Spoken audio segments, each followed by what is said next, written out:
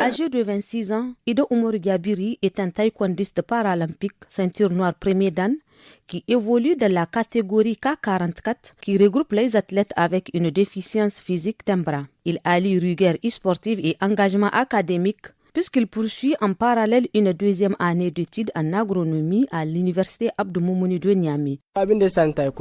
J'ai embrassé le taekwondo sous l'impulsion d'un grand-parent qui m'a invité à intégrer son club pour m'entraîner au para-taekwondo. Il m'a expliqué qu'il y a même une compétition de cette discipline que le Niger entend organiser en 2020-2021. Et j'ai débuté la même année.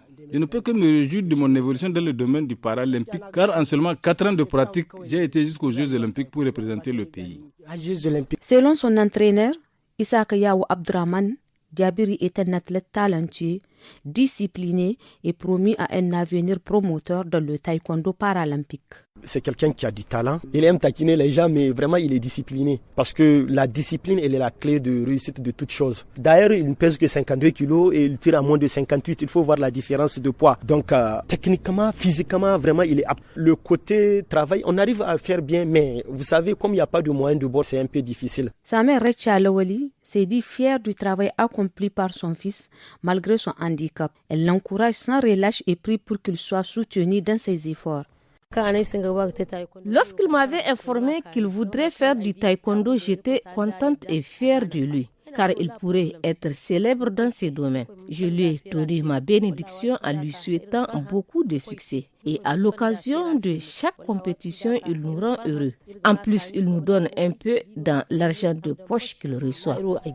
Gabiri est également apprécié par ses coéquipiers qui décrivent un athlète solidaire, toujours disponible et au caractère jovial, aimant parfois les taquiner. Il n'est pas compliqué dans la vie. Si tu as besoin d'explications sur notre art, il te les donne avec joie. Mais il est trop taquin, comme il plaisante avec tout le monde.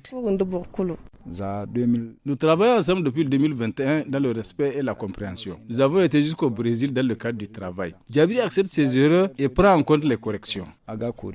Conscient des difficultés liées à la conciliation entre études et e-sport de haut niveau, Gabiri veut poursuivre ses efforts pour réussir sur les deux fronts.